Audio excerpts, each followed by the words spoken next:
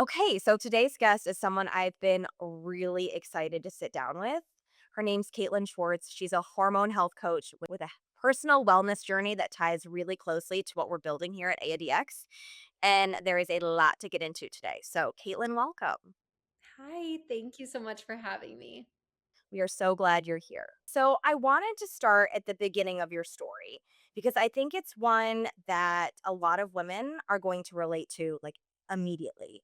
You were told for 6 months, I believe, that what you were feeling was just part of motherhood and what that feels like. So, can you describe like what that was that you were feeling at that time?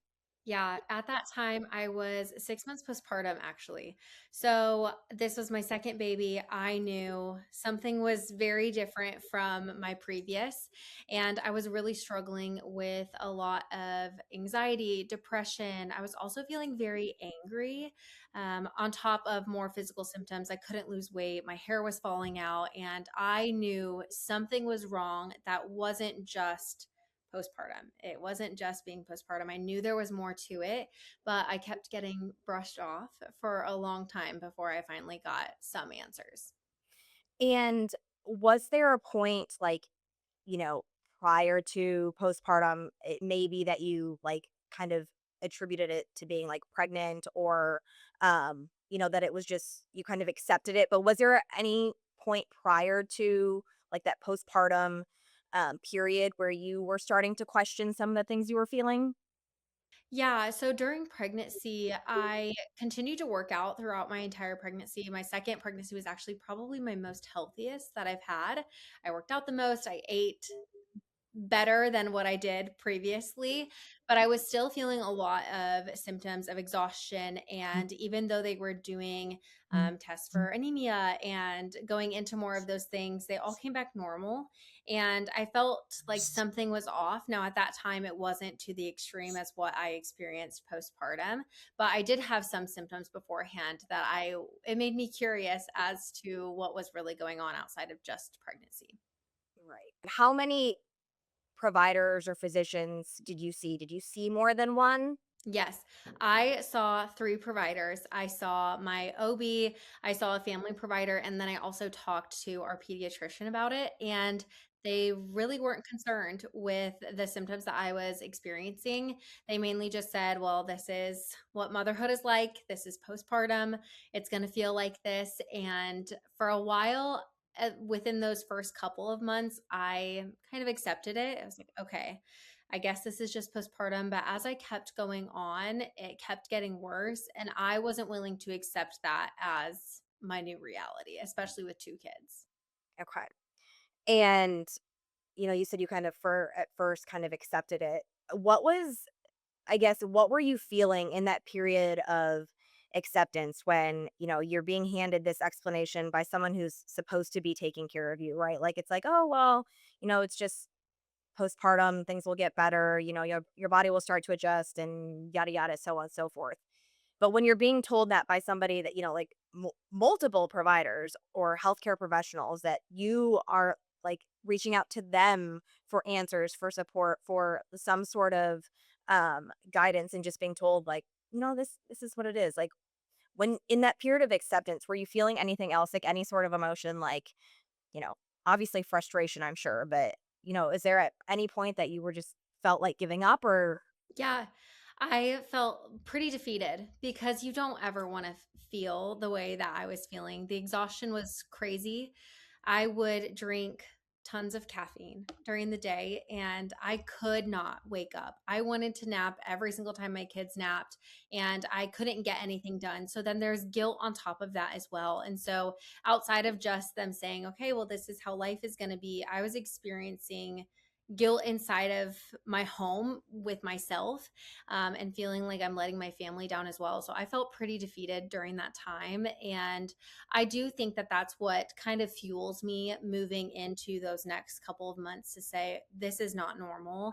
And I need to go out and find something that makes sense, find some sort of answer, because I knew I couldn't live in that guilt bubble, that defeat that I was feeling. There was no way I could have continued to live like that.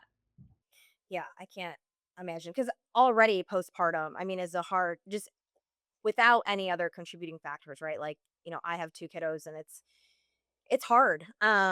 Just with a newborn, and I don't know how old, your first is, but mine are 18 months apart, and it's, having a toddler running around on top of a newborn, like it and the sleep deprivation anyways that comes with that stage of life is already really hard, but to have other things that are weighing on you, and just I can't imagine that has to be so tough. It was finally in was it mid like April 2022 that you were finally diagnosed with Hashimoto's, right? Um, so how long did that take for you to get finally a diagnosis? Yes, I was diagnosed in April of 2022, and it took me about a month to find someone that was willing to do that type of testing. Every other testing that I had done before with my previous doctors, they were not running my full thyroid. So, if anything, it was TSH, maybe T3 and T4, but they weren't running any antibodies, anything like that. And so I finally got the antibodies ran, and that's when I found out I had Hashimoto's. And it was a curse at the time because I thought, oh my gosh, like now I have an autoimmune disease. I'm never going to recover from this. And everything that you read online kind of felt like a death sentence. I do have degrees in exercise science and nutrition. So that is what led me to starting to research more of I have this base of foundation or a foundation of knowledge that I have, and I can use that in order to try things out on myself. And so I basically became my own guinea pig, and throughout all of that I did heal. It took me about 9 to 10 months to heal my Hashimoto's, and that was the blessing that it is. I took my business that I had already with personal training and nutrition coaching, and then I was able to apply that not only to my life, but then reach out and start helping more women who were kind of in the same boat that I was before I was diagnosed. It's amazing. Um, and so going back to kind of that, I guess, call the diagnosis, and you said, it kind of took you a month to really wrap your head around and all of that. What was your initial reaction when you finally kind of understood what an autoimmune disorder was, that basically your body essentially was attacking itself? Yeah. When I was first diagnosed, I remember sitting there reading the labs, and it was a little bit of shock of, oh my gosh, I actually have a diagnosis because previously I was just not getting anything. So I would just be told, well, you're normal, everything's normal. And so I wanted to be told something was wrong. And then once that actually sunk in, I cried. It wasn't, I think it was maybe a little bit of thank God I finally have a diagnosis, and oh my gosh, what am I going to do? And I was a little back and forth between my emotions. And I remember making an Instagram story. And in that Instagram story, watching it back, I just look so defeated. I kind of look like I'm in shock as well. And it brings me back to all of those emotions when I watch it again, because being now 4 years outside of that diagnosis, it's sometimes it's hard to remember exactly how that felt. But when I watch that back, I just let my emotions come through in that Instagram story that I was sharing with my followers. And it brings me back right there just to the feelings that I had of sadness, but also happiness that I had a diagnosis finally. And at least I had somewhere to go. I had somewhere to start moving in order to start to feel better. And so you had made the decision to, pursue getting to a point of remission without medication, right? And that's not a path that most people are offered, even know is a possibility, or told that that is something that they can pursue. And so I know you have this background, in health science and everything. So where did that conviction come from? That, was that an immediate decision that you made, that you wanted to pursue an unmedicated route? Was it something that, you kind of were weighing all of the options?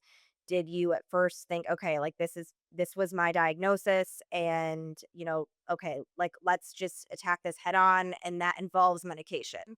Kind of run me through, that thought process, or how you ultimately got to where you were? Yeah. I knew right off the bat that I did not want to be on medication. I didn't want to have to rely on something in order to feel good. I really wanted to try to do it my own way. And I kind of gave myself a time limit of if I'm not feeling better in 4 months, even a little bit, then I will try the medication route. Now, it took me 9 to 10 months to feel all the way better, but I was noticing changes right away. And so it kind of confirmed what I had already wanted to do, that I didn't want to be on medication. I didn't want to do that. And now that I'm 4 years, right, post diagnosis, the more research that I did on Hashimoto's, finding out that it is more so an immune system issue rather than a thyroid issue. Yes, it does attack our thyroid, but getting on medication right away doesn't always help. And just based on that research that's done, and it kind of confirmed what I wanted my decision to be. Now that was outside of, I had already felt better at that point, but it just helped remind me that I did make the right decision for my own health. Yeah, which is incredible. I think a lot of people just, you know, when they're given a diagnosis, right? They kind of just they want obviously to feel better and they want answers, and what we've been told for so long is, certain treatment plans and medications is like the only way to get there. And so I don't think people even think to look to alternatives, right? I think it's becoming more and more common these days, right, to take like unconventional or like non-traditional pathways to get there.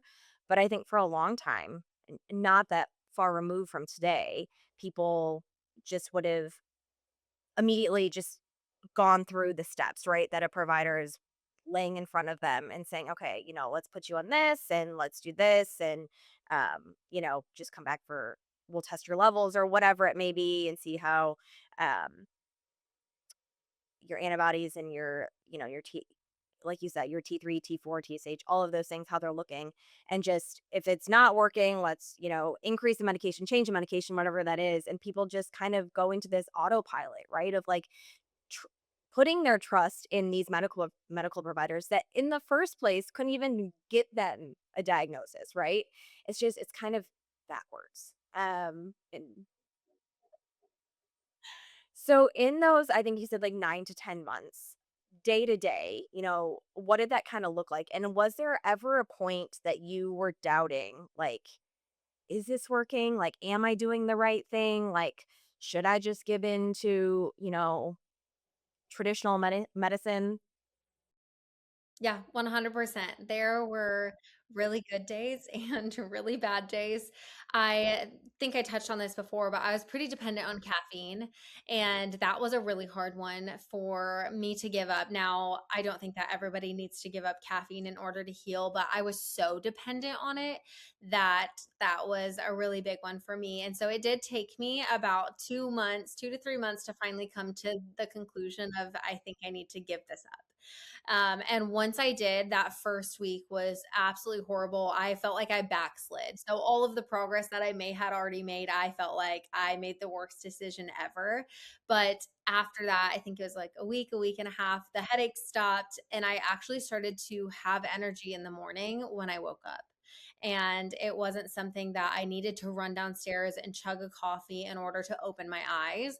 I was finally able to have normal energy, and I did have to really support my body throughout midday because I was having midday crashes pretty bad. And I don't think that those went away probably until the end, and the end of those 9 months when I really started to say, okay, I think that I am in remission. Now I did testing to see that I was in remission, but you have those symptoms that do subside, and it was really 9 to 10 months that those midday crashes went away. But there were a lot of times where I'm like, maybe I should just give up gluten forever. Maybe I should never eat dairy again. And I'm really happy that I did stick with what I was doing because we were able to go to Italy that next year and I could eat all of the pasta there. I could eat all of focaccia and I could feel amazing and then continue that at home as well of just feeling good and being able to eat um, quote unquote normally. And I think that that was something that I went back and forth on a lot. That was a big one for me. And I think, correct me if I'm wrong here, but had you not kind of gone, we'll call it the, non-traditional path, that there are probably certain things that maybe you would have learned eventually down, I think you said it's been about 4 years, right? If we're doing the math right. Yeah, Yeah. about 4 years, right? That Yep. you maybe would have learned at some point, but there were probably things that you did learn in this process that you either couldn't have learned any other way or that took much longer to get there, right? Like learning being I feel like too you became very in tune with your body, right? Like in just going off intuition and trusting the process. Yeah. Yeah, that learning process, I think, was probably the hardest part of learning to listen to your body, especially because I had been pregnant beforehand and weird things happen when you're pregnant and you really can't read into them too much. Because you will go down this slope of you'll be at the hospital every it will not be good. And so I felt like I had kind of forgotten how to listen to my body, how to say, okay, this is how I'm feeling. And that could be actually connected with a symptom that I have, and that was a big learning curve for me to actually say, okay, especially the midday crashes. I think that's one that a lot of moms struggle with. It's a lot of things that I see my clients struggle with is we kind of just say, well, it's normal to be tired in the middle of the day.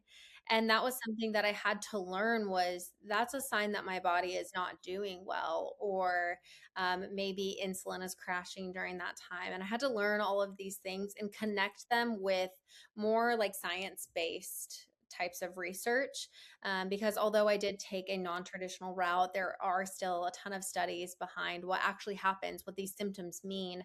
And so I also had to learn a lot of that stuff as well. Although I have degrees in exercise science and nutrition, we don't really talk about autoimmune disease or anything like that, what our symptoms actually can do. And so I had to learn how I can apply nutrition to that. How can I apply my exercise to my life to help me heal? And so it was a big learning curve for me during those first months.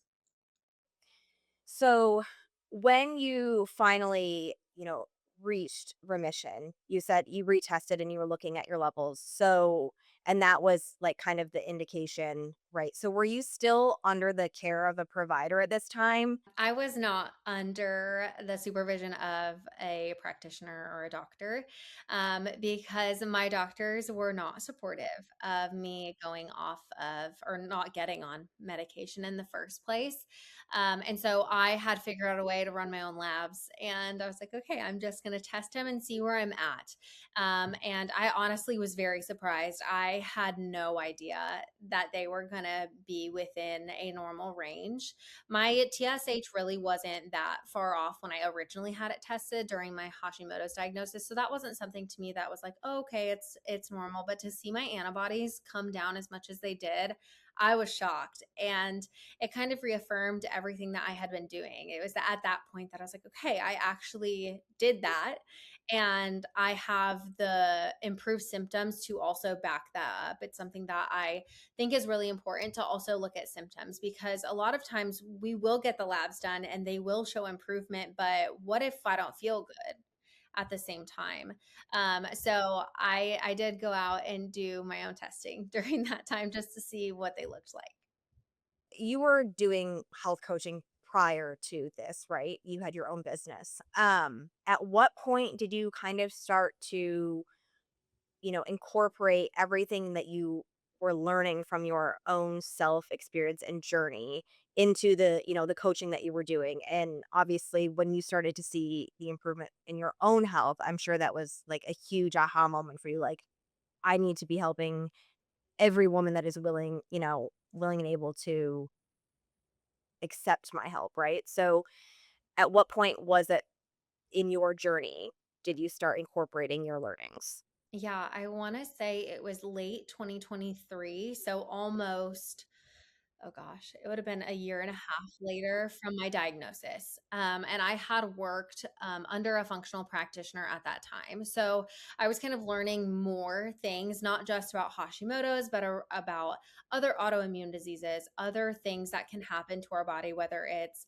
PCOS, which is now PMOS, or even insulin resistance, weight loss resistance. I was really trying to learn more about everything because I realized I'm not the only one struggling with this. And I'm not the only one that's going to the doctor and saying, hey, I'm really, really struggling and being brushed off. And so it took me a while to say, okay, I actually did it.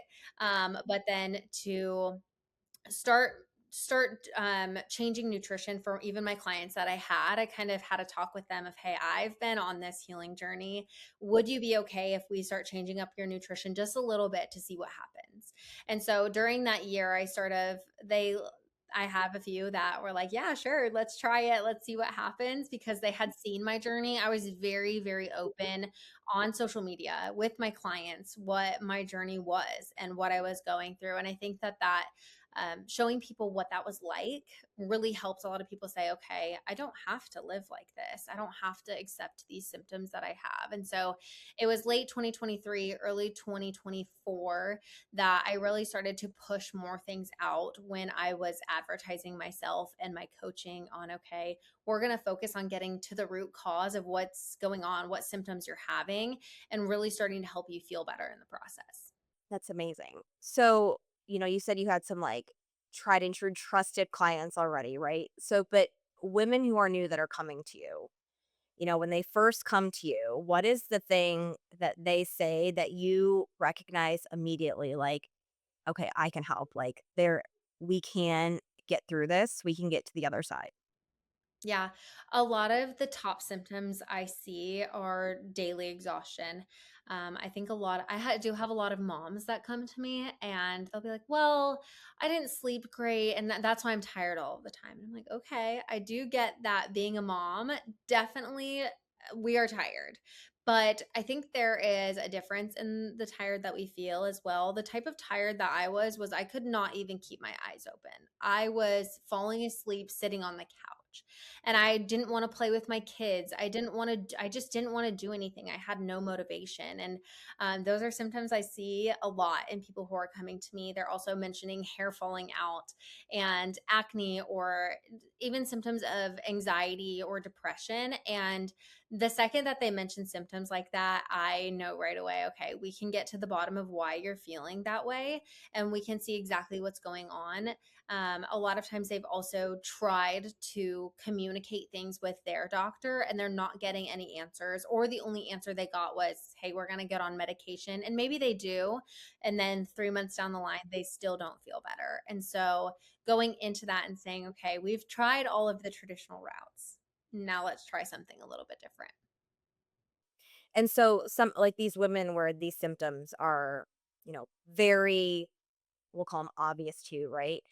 Is it have a lot of them up to that point, whether they do end up, being diagnosed with a thyroid issue, Hashimoto's, and some other autoimmune, um, have they been tested for things, more than just their TSH? Do they bring lab results to you that you like? Is there a scenario where still, even in the lab results, they're not, shouting a certain disorder or condition, but you're able still to work through, some of those things with them by making certain changes in diet, lifestyle, wellness routine? Yes, yes, 100%. A lot of times I will have maybe they do get lab work done beforehand and maybe they don't get a diagnosis, but I can see in there that there are things that just are a little bit off. And being in the functional space, you'll start to learn labs that are optimal versus just the broad range that we have in our labs. For example, testosterone is something that I do focus on a lot in women now because I learned a lot about it and the importance of it. And the range for normal testosterone is 6 to like 54. And we have such broad ranges for everything, for our insulin levels, for our A1C, for cholesterol, even. things like that, that we can start to notice red flags even if a practitioner isn't focusing on those more optimal numbers. And so if I go over those with clients, I will point them out and I'll just say, hey, this is functionally where we would want you to be. And I think that it kind of affirms what they're feeling too, because when you get normal labs back, it can feel pretty defeating. I was there of, okay, well, all my labs are normal, nothing is wrong with me. And you gaslight yourself. And okay, I'm fine. I'm totally fine. Maybe women accept the fact that it's motherhood, or maybe they went through something traumatic recently and they're just accepting the fact that that's just how life is now.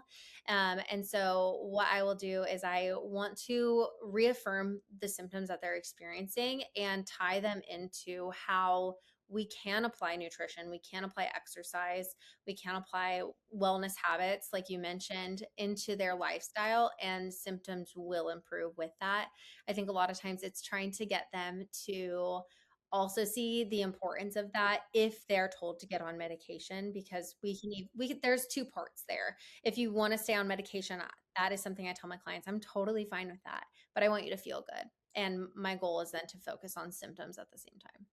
Yeah. I love that you mentioned, like, there's a difference between a normal range and an optimal range, right? Because I think that is one thing that we focus on at AIDX, is because that is important. There's a big difference there in how, um, someone can feel between, like, that normal and that optimal. Um, and also a lot of those reference ranges of normal didn't take women into account, right? So a lot of these ranges, numbers, what have you, are based on male presentation. And so what may be normal for a male is definitely not normal for a female. Um, and so yeah, so I'm glad you brought that up. So you talk about, the difference between numbers that like look good on a lab sheet, right? Lab results and those markers. Um, but how that doesn't tell the full story, right? Just because your numbers are good doesn't mean you necessarily feel good. So, what does that look like for you in your practice? Like, how do you normally approach that with a client? Yeah. So inside of my practice, I also run a little bit more testing. I like to do saliva testing on my clients. I want to see a lot of inflammation markers too, because when we look at inflammation in the body, one, we know, say Hashimoto's, it is an autoimmune disease, where our immune system is then attacking our thyroid. And so we have to look at inflammation and say, okay, well, what's causing your body to kind of freak out in a sense that is causing a lot of these symptoms as well, or for you to develop an autoimmune disease. So I run extra testing on all of my clients because I want to see more than what blood work shows us. Um, and when we look at them all together, I think that it's also easy to say, okay, well, we're experiencing this here. Maybe they're not having any sort of cortisol function. I know cortisol is a huge buzzword on social media right now, and there's a lot of good and bad things that come out about cortisol, but our body needs it. We need it to wake up in the morning, to have a circadian rhythm. We need it. And most of the women that I have as clients do not have any cortisol function. And so their body's not functioning really at all, which can lead to depleted labs. So when we start to look at cortisol levels in labs and we can see that labs aren't depleted, maybe they're still within the reference range, but I can tell that they're on more of the lower side. And then we look at cortisol levels, inflammation, we can piece those together. And I think that that really gives a bigger picture to say, okay, this is exactly how we're going to attack here. And then once we get to that foundation, it'll automatically start to improve the lab work that we're getting done, or have done. As I will run it on some clients as well. I know a lot of people can't also get labs, which is frustrating. Maybe they go in and ask for hormone labs to be done and they're told no, which is very frustrating, I think, as a female, to be told that we can't even get the labs done that we maybe want, just to see where we're at. Maybe we don't even want a diagnosis, but just to say, okay, I just had a baby. I want to see where my hormones are at, but we're denied that as well. And I think that that's also a very defeating thing for many women, to just be told, hey, sorry, we're not going to do that. It's definitely infuriating. And, we've talked about it before, and that's one of the core purposes, like why we exist, AADX as a brand exists is because women shouldn't feel that way. They should not feel like they are at the mercy of, of a system where it was not designed for women, right? Where getting labs is, gated behind uh, insurance approvals and prior diagnoses or whatever it may be, that yeah, a lot of women go to their provider sometimes just wanting, like you said, a baseline. They just want to know where they stand, or like trying to be taking a more proactive approach because of family history, or um, you know, maybe they do have some sort of concern, but because they don't check enough of the boxes for insurance to cover it, or, for them to be able to order the labs, they're just turned away. And I think that that's insane. And that, that's why we exist, to provide access for women to, labs, to get more answers, or not even answers, but just to have the data so that they can bring it back into the conversation with their provider.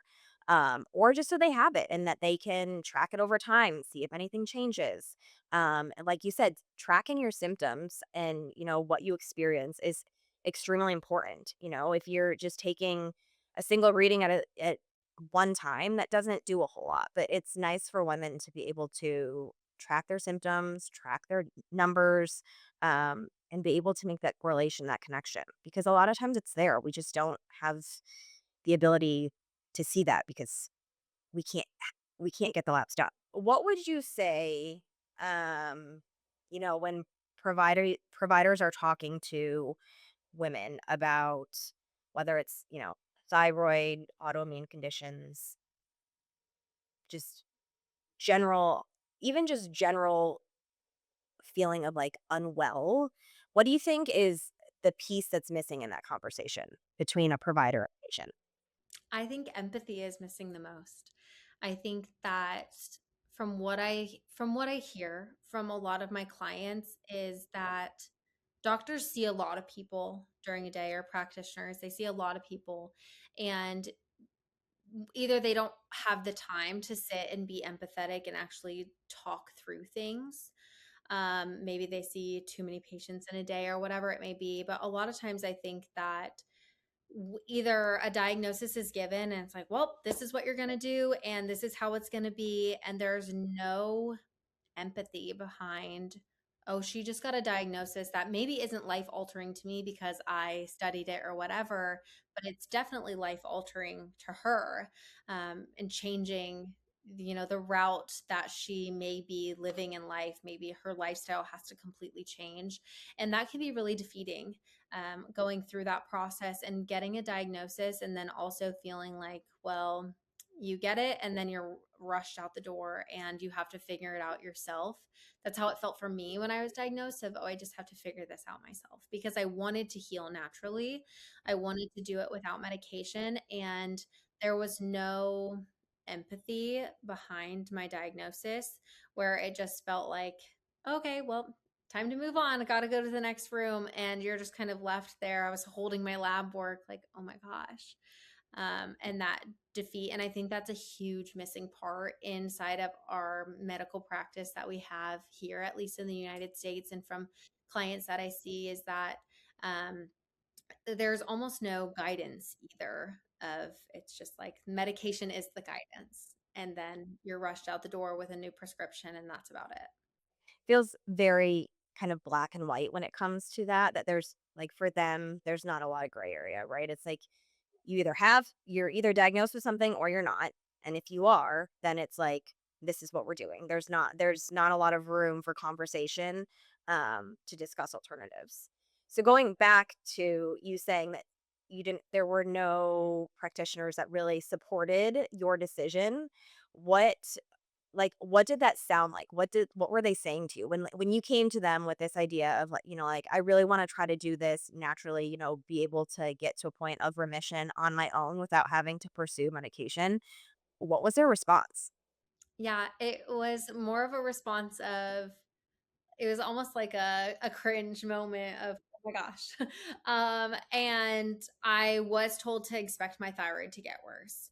I was told to just expect to have my symptoms get worse, my numbers were gonna get worse, especially because I did like I mentioned, being gluten-free was a big one for me. That was something I did not wanna do, and I think that that is something the gluten-free part, kind of a side note, is something that's like automatically told to people, but not everybody has the gluten reactive Hashimoto's. And that was another thing I had to learn. So, what worked for me probably might not work for another person. I have a couple clients who do have gluten reactive Hashimoto's. They cannot have gluten, but it's a night and day difference when you do it. And so, when I also mentioned that as well, it was a cringeworthy moment for them. I'm sure that's kind of what it felt like on their faces. But I knew, okay, if I can at least try this, I'll come back and get testing done in 3 to 4 months and just see where I'm at. I actually ended up not doing that, not getting more testing done. I was feeling better. And then, like I said, I ran my own tests around 9 months, 9, 10 months. I forget exactly when it was. But I was willing to take that risk, but I don't think that that was much recommended by them. I was curious to know if, like, you had gone back to the physician that diagnosed you and just say, "Hey, I'm back, and guess what? It worked." Oh my goodness. So what would you say to, a new mom that is in the thick of her postpartum journey and who is, feeling this level of fatigue, brain fog, hair loss? Um and being told that that's just part of having a baby, because those things do happen during postpartum, right? Like, you do lose your hair, you are tired from a lack of sleep. Because of the lack of the sleep, you have this brain fog, right? So some of these things to a degree are normal, but what would you s- I guess, at what point would you tell a new mom to, like, look past that and to dig deeper? Yeah. Yeah. I think that that maybe be that might be the hardest part for most women is seeing what's normal for postpartum versus what I'm experiencing. I had a previous postpartum to base it off of, which is how I knew, okay, something is wrong here because I did not feel like this the first time. Why am I feeling like this now? So if someone's not, maybe it's their first baby, and so many women experience health conditions after pregnancy because of the trauma that is put on our body. And it might not be a bad trauma. Just because we're pregnant and we give birth doesn't mean we have to have a bad experience, but it's a It's lot hard on on our the body. body. Yeah. It's so hard. And even postpartum is very, very hard, and going through the learning curve that is learning a new human. They don't give you a book when they come out. And I wish that they did. But honestly, even the book, I don't know that it would help because every single baby is different. It's different. Um, but I would say looking at even maybe even the symptoms that you experienced in pregnancy, I thought for sure, okay, my exhaustion's going to get better. And it got 10 times worse. And if you're losing hair in clumps that are the size of softballs, then yes, we definitely need to look at that because yes, hair loss is important because our body actually stops the shedding process when we're pregnant, and then it goes into the shedding process again around 3 to 5 months postpartum. But if it's continuing after that, then we know, okay, something's wrong here. We should not be able to or have to clean out our hairbrush every time we brush our hair. That was a really big one for me where I thought for sure I had bald spots on my head because there was so much hair coming out. And like I mentioned before, the amount of caffeine I had to consume to even be alive, it felt like, was just something I knew. And you have that intuition of that gut feeling that something is wrong, something is off. And thank God I listened to it. I think a lot of people do just push it down of like, nope, it's okay. I'll be fine. And then they maybe get to 8, 9, 10 months postpartum, maybe even after that, and say, okay, well, I'm still feeling like this and wondering why. And so I would say try to catch those symptoms early, even write them down. Maybe you feel like you're crazy. Maybe you're just wondering, I don't know if this is normal or not. Write them down and you can always ask another friend who's postpartum or has been postpartum before and kind of build that I don't know that like community as the right word, but a resource of people to bounce off of. Hey, is it normal for me to need to drink 5 cups of coffee in a day to be awake? Probably not. And just kind of listening to your gut around those symptoms because it can feel at least I felt like I was crazy during that time. I thought I was losing my mind.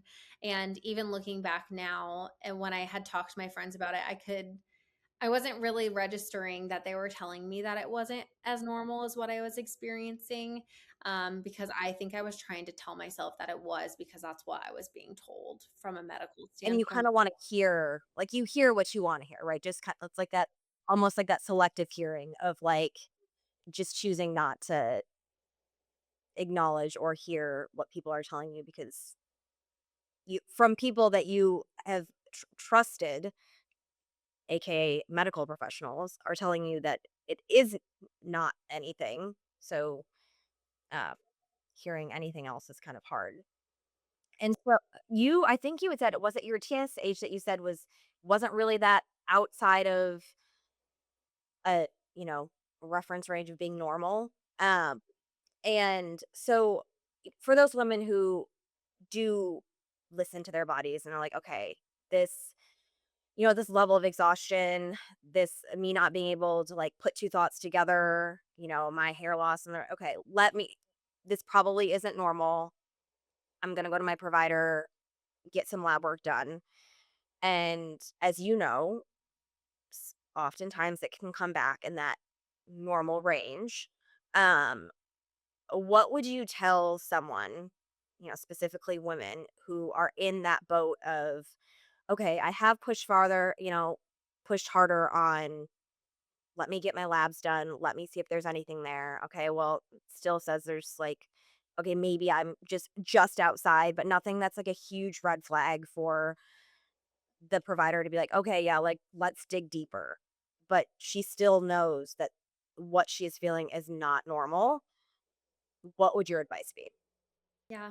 I think that social media can be a really great thing, although there are a ton of negative things out there, especially in an autoimmune space or healing space. You're gonna find 500 different ways to heal your body.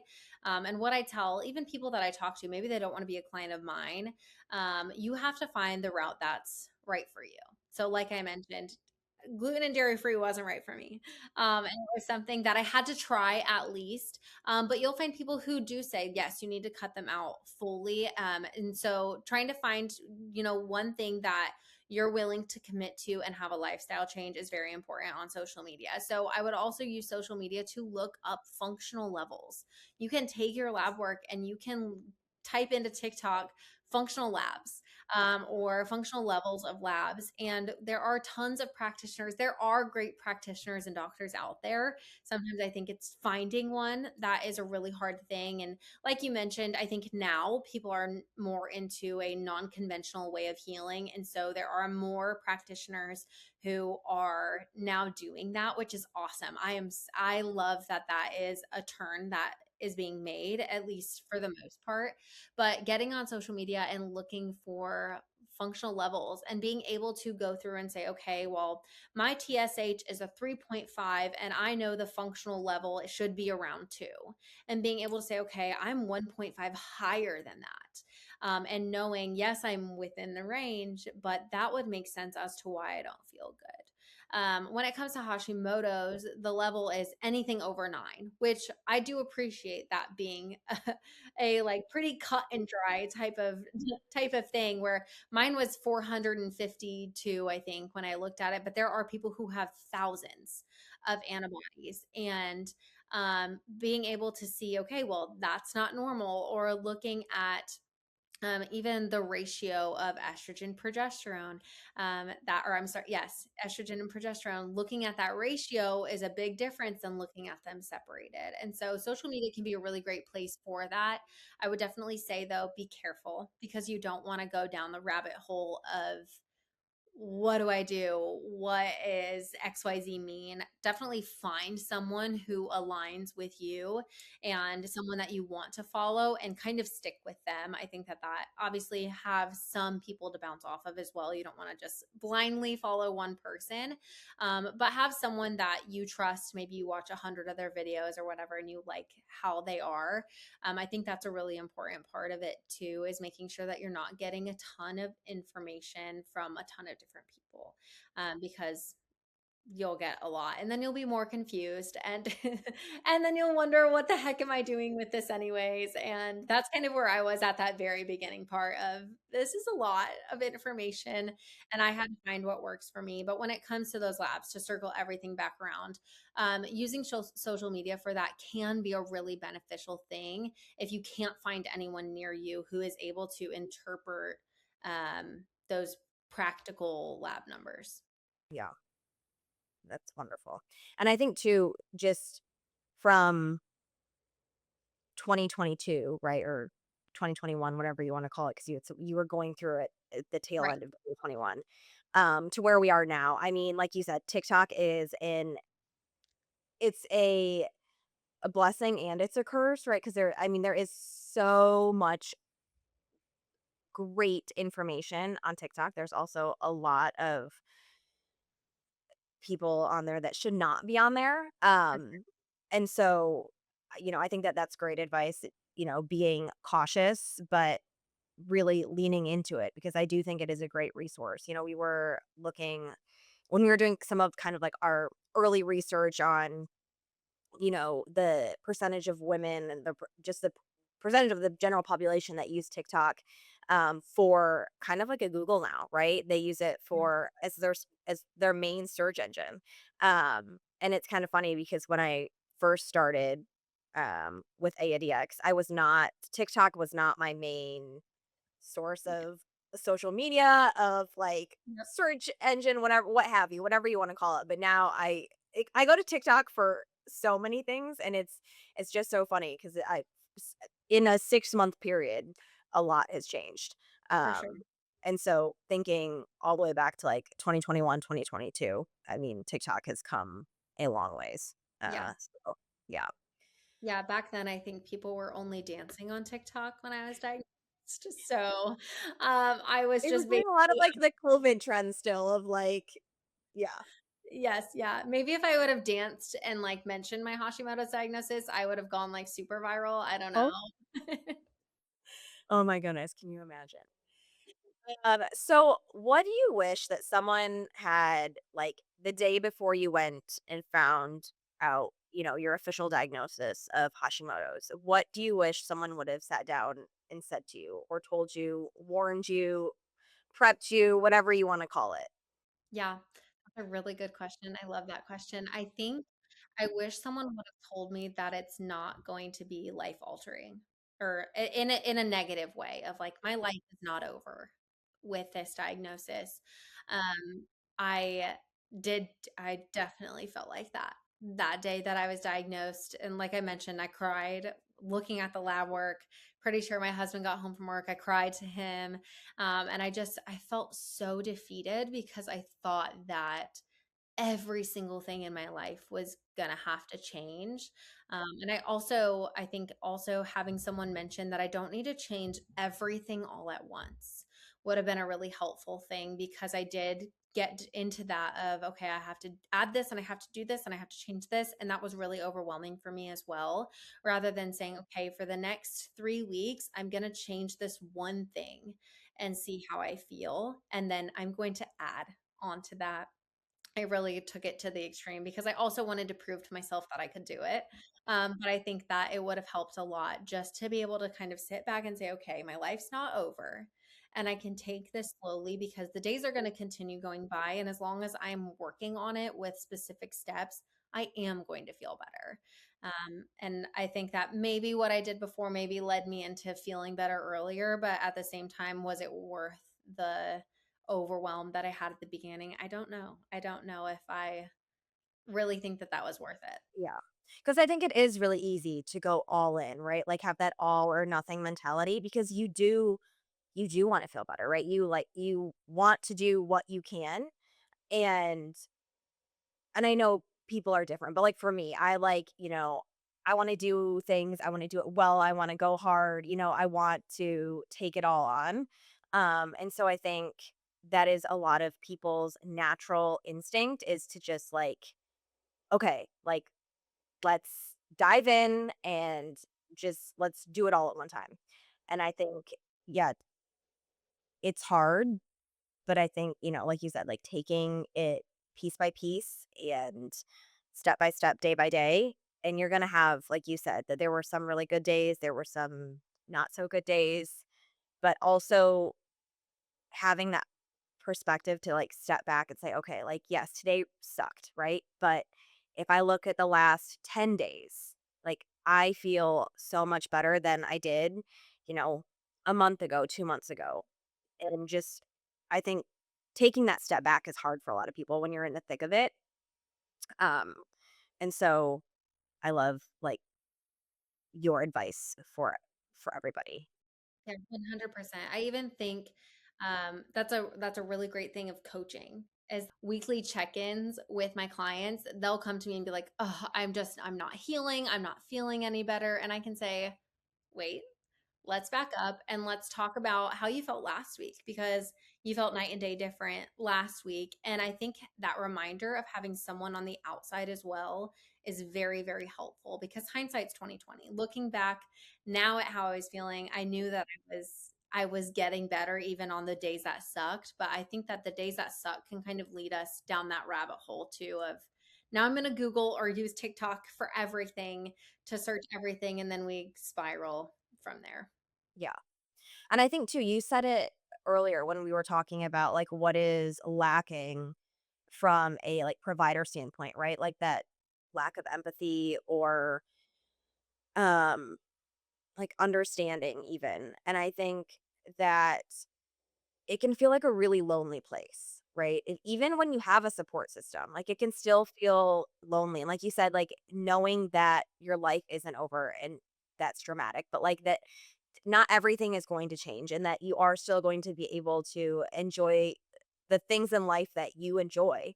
Um, but I think especially when we do go into that autopilot and we do just like follow a treatment plan that we're provided and not asking questions, right? Of like, okay, but do I really need to do this? Or is this really right? Like, is it necessary? Um, but just blindly following this, I think you can go also down a rabbit hole of easily having this new like acceptance of, okay, this is my life. Like it's never going to be better than this, right? And so I think get letting women or just people in general, letting them know like this is not your death sentence, your life sentence. Like although this is your diagnosis, there is so much beyond that. Yeah. Yeah, I love that.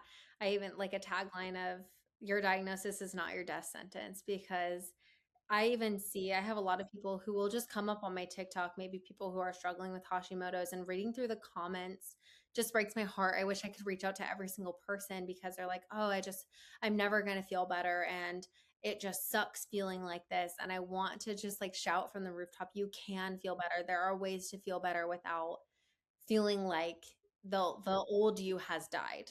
And you're now a new person that doesn't feel like you anymore. Yes, I can that gave me goosebumps when you were saying, like, it's so it is, I'm sure being in your seat and seeing because even now on our when I'm on TikTok because we are, we look at your account and, we're following all of these different creators who are going through all of these, you know, health, wellness journeys of their own. Now, the algorithm knows, like, so that we just all of these different people show up, and it's really quite unfortunate is not the right word, but it's sad to see because you don't really realize until, like, that's what is continuing to be, like, put in front of you, like, there are that many people out there that are suffering, and feel this level of, like, loneliness and defeat and just acceptance of what they feel is their fate, right? And it doesn't have to be. So, well, thank you so much. I appreciate you taking the time to sit with us and provide a lot of wonderful insight that I think will resonate with a lot of women. Because I think that there are a lot of people that are sitting where you were, you know, 5, 6 years ago. And even if it just touches one person, I think is a huge win. I would call it a win. So 100% agree with you. Thank you so much for having me. It's been great to chat with you and talk about this because I don't feel like it's talked about enough.